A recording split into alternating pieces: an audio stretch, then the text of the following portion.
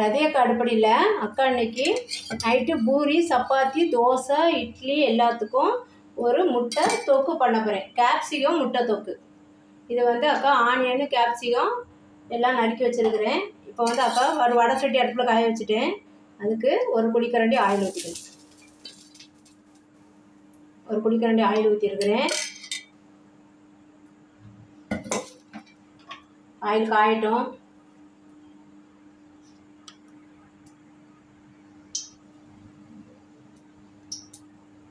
இப்போ நம்ம பூண்டு பாருங்கள் எவ்வளோ வச்சுருக்கிறேன்னு. ஒரு 3-4 பல்லு பொடியாக கட் பண்ணி வச்சுருக்கேன். அதை போட்டு அது ரொம்ப கருக வேணாம். அதுக்குள்ளேயே அப்போ ஆனியன் வந்து ஒரு பெரிய வெங்காயம் ஒரு சைஸ் பெரிய சைஸில் பெரிய வெங்காயம் பொடியாக கட் பண்ணி வச்சுருக்கேன். அதை போட்டு அப்புறமா கொஞ்சமாக அக்கா கறிவேப்பிலை வச்சுருக்கிறேன். அதையும் போட்டு கொஞ்சம் நல்லா வதங்கட்டும்.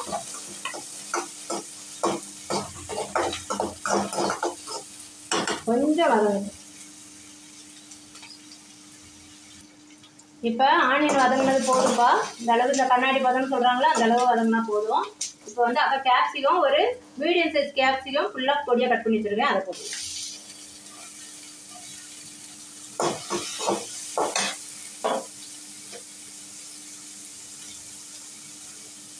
இப்போ அக்கா வந்து சால்ட்டு ஒரு 1/2 ஸ்பூன், சின்ன ஸ்பூனுக்கு 1/2 ஸ்பூன் சால்ட்டு போடுறேன். தூள் உப்பு.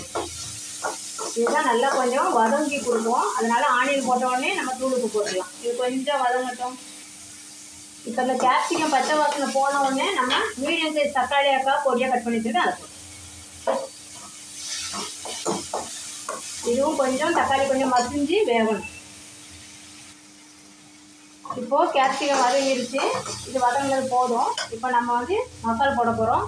இது மிளகு ஜீரகம் தூள் ஒரு 1/4 ஸ்பூன், சின்ன ஸ்பூனு 1/4 ஸ்பூன், மஞ்சத்தூளும் ஒரு 1/4 ஸ்பூன். இது வந்துப்போ தனியாத்தூள் அது ஒரு 1/2 ஸ்பூன். எல்லாமே சின்ன ஸ்பூனில் தான் 1/2 ஸ்பூனு. இது தனி மிளகாத்தூள் அது ஒரு 1/2 ஸ்பூன். இதெல்லாம் போட்டு கொஞ்சம் நல்லா வதக்கிக்கலாம். நல்லா அந்த பச்சை வாசனை போகட்டும். நல்லா வதங்கட்டும். இப்போது பச்சை வாசனை போயிடுச்சு. நம்ம வந்து இப்போ எக்கு ஊற்றிக்கலாம்.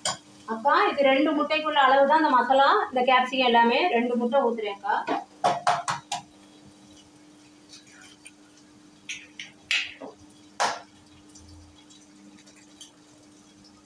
ரெண்டு முட்டை ஊற்றிட்டோம். நல்லா கிளறி கொடுக்கணும். கொஞ்சம் சிம்மிலே வச்சு நல்லா கிளறினோம்னா அந்த மசாலா நல்லா வெந்து அந்த எக்கோடு சேரும். இது வந்து கேப்சிகம் எக்கு தொக்கு. கேப்சிகம் வந்து ரொம்ப உடம்புக்கு நல்லது. அதனால் அந்த எக்குலேயும் சேர்த்துவேன். கேப்சிகம் ஆம்லேட்டாகவும் போடுவேன் அக்கா. இது நல்லா கிளறிக்கிட்டே இருக்கலாம். இப்போ நம்ம கிளறிக்கிட்டே இருக்கும்போது எக்கு தொக்கு ரெடி ஆகிடும். கொஞ்சம் தொக்கு மாதிரி தான் வச்சுப்பேன். ரொம்ப பரட்டி பொரியல் மாதிரி எக்கு பொரியல் மாதிரி உதிரியாக எடுக்கக்கூடாது, நல்லா இருக்காது. சப்பாத்தி இட்லி தோசை வச்சு சாப்பிட கொஞ்சம் இப்படி தொக்கு மாதிரியே இருக்கணும். அப்போ தான் நல்லாயிருக்கும்.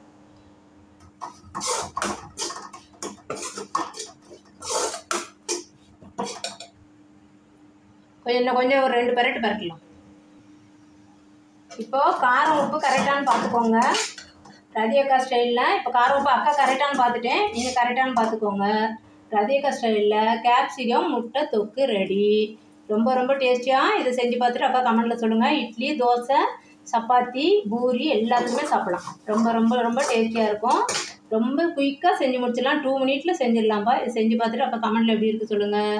ரதியக்கா அடுப்படிக்கு சப்ஸ்கிரைப் பண்ணுங்கள், லைக் பண்ணுங்கள், ஷேர் பண்ணுங்கள். தேங்க்யூப்பா.